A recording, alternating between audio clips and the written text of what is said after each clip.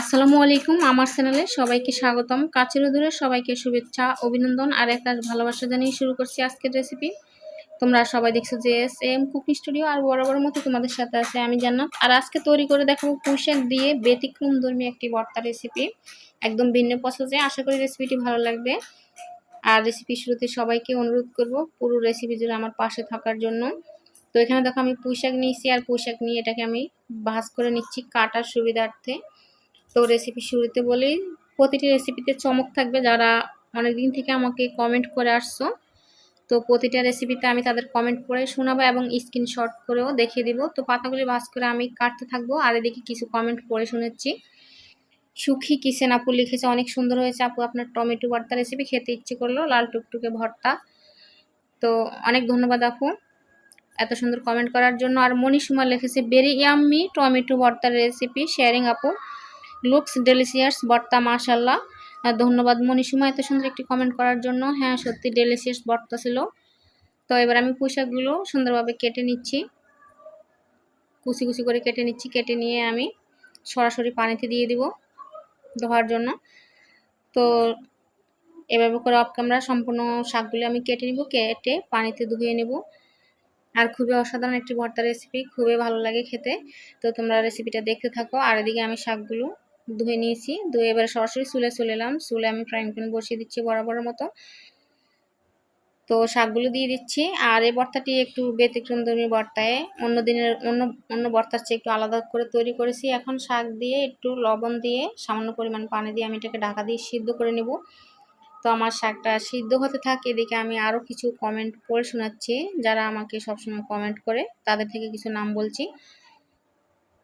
হ্যাঁ, রওশনারা লিখেছে, টমেটোর স্পেশাল ভর্তা, এই ভর্তাটা গরম ভাতের সাথে খেতে আমার খুবই ভালো লাগে। হ্যাঁ, ধন্যবাদ আপু, আসলে ভালো লাগে গরম ভাতের সাথে খেতে। আর স্বপন সরকার লিখেছেন, লাইক দিয়ে আপনার চ্যানেলে যুক্ত হলাম, খুবই ভালো লাগলো, ধন্যবাদ স্বপন সরকার। আর এদিকে আমার শাকটাও সিদ্ধ হয়ে গেছে, এটাকে তুলে নিয়েছিলাম। তো আরও কিছু কমেন্ট পড়ে শোনাচ্ছি। মিরাজ কুকু লিখেছি, খুবই সুন্দর হয়েছে, ধন্যবাদ মিরাজ কুকু। আর শেফ আর বেশ লিখেছেন, yummy combination of intelligence nicely executed catfish ভর্তা রেসিপি। ধন্যবাদ আরবিএস এত সুন্দর একটি কমেন্ট করার জন্য, শেফ আরবিএস। আর এখানে ওনার নামটা পড়তে আসলে আমার একটু অসুবিধা হচ্ছে। উনি লিখেছেন পাস্ট কমেন্ট।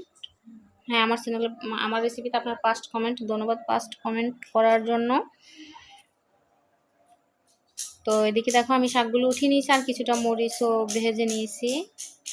এখন শাক আর মরিচটা উঠিয়ে নিয়েছি। উঠিয়ে নেওয়ার পরে আমি গরম গরম অবস্থায় মরিচগুলো হাত দিয়ে ভেঙে নিচ্ছি। আর আজকে কাঁচা মরিচ দিচ্ছি।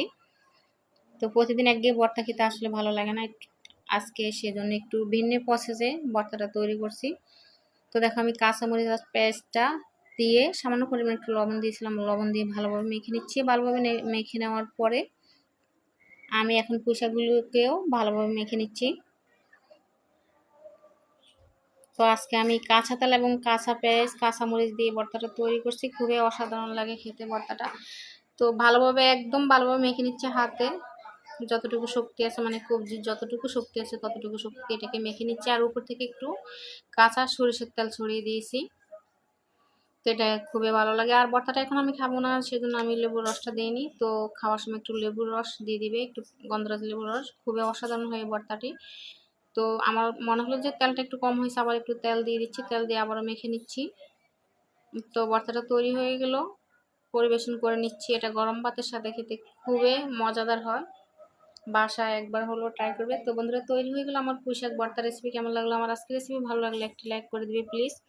আর প্রতিদিন এরকম ইন্টারেস্টিং ভিডিও পাওয়ার জন্য আমার চ্যানেলটি সাবস্ক্রাইব করে পাশে থেকো। সবাই ভালো থেকো, আবারও কথা হবে অন্য কোনো দিন অন্য কোনো রেসিপিতে। শুভকামনা বিদায় নিচ্ছি, আল্লাহ হাফেজ।